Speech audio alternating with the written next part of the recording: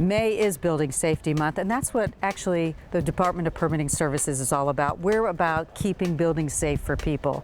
During the month of May, we offer a special sort of invitation to our residents to have a free deck maintenance inspection. Put it where you're going to put your furniture.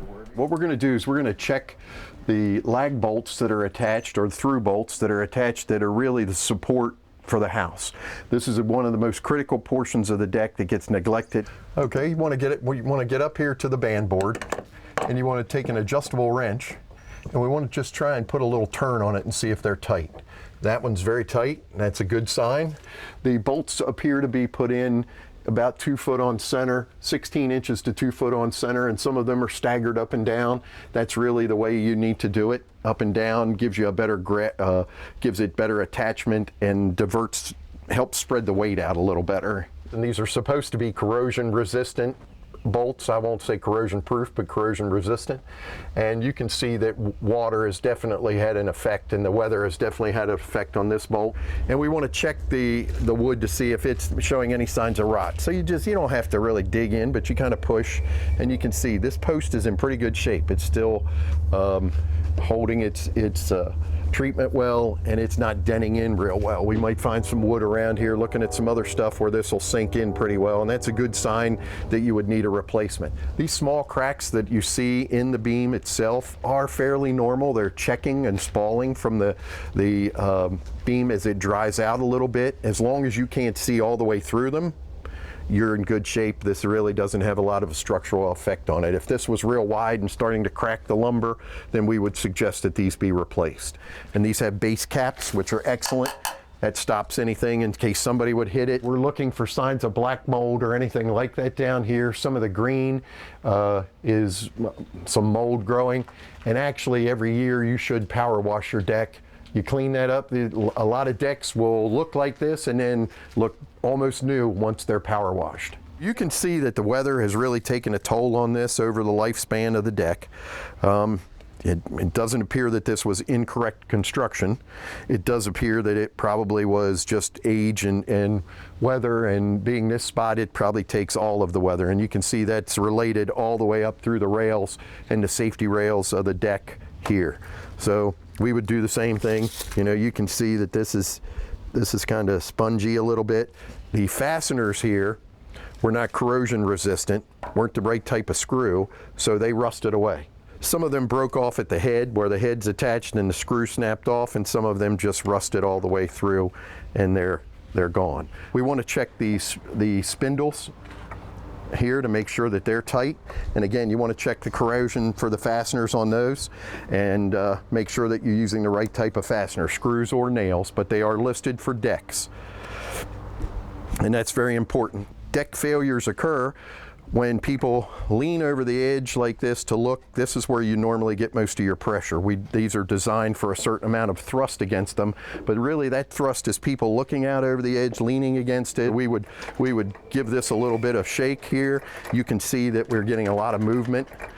We did see downstairs that we had lag screws. We would recommend that you replace this with through bolts, and that's just a matter of backing one out and putting a new one in.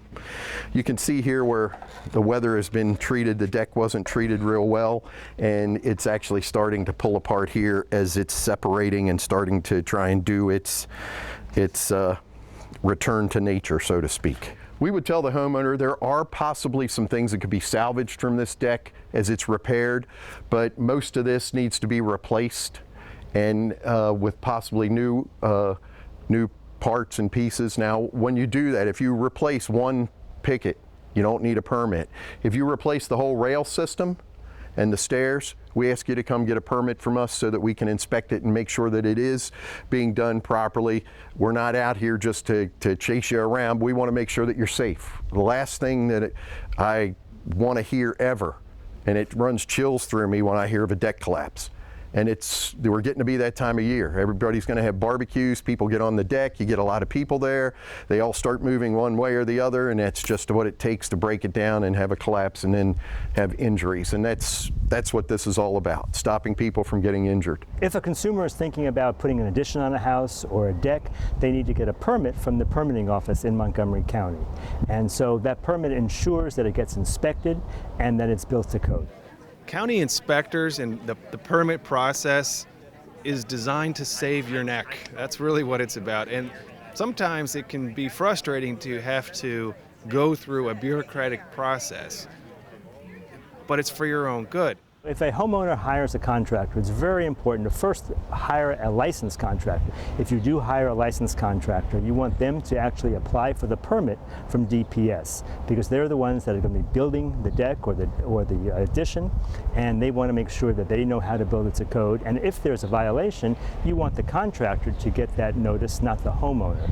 So it's really important for a consumer to hire a licensed contractor, make sure that the licensed contractor applies for the permit, and then have, of course, the work inspected by the county. Well, that's what a permit process does for you, is ensures that you live in a house that is safe for you, that the property value is protected, that contractors are doing the right thing for you. Those inspectors are looking out for you, the homeowner. Well, it's very important to check with the Maryland Home Improvement Commission. You can check online, there's a website, and you can put in the contractor's name or the company name and make sure that they're licensed. And you should never give a contractor more than 1/3 up front and save the money until the work is completed before you make final payment. Get references, check with 3 contractors and get estimates to make sure you're getting the best price. Check with Checkbook Magazine, check with neighbors and friends, but make sure that they're licensed. Because unfortunately, there are unlicensed home improvement contractors doing work in Montgomery County, and some of them actually have criminal records, and you wouldn't want them anywhere near your house, let alone inside your house. So we encourage people to contact our office before they hire someone. We can let them know how many complaints we may have received against that contractor. We can give them some advice. And also, we work with the Department of Permitting Services. We work with DPS to make sure that they only issue a permit to a licensed contractor.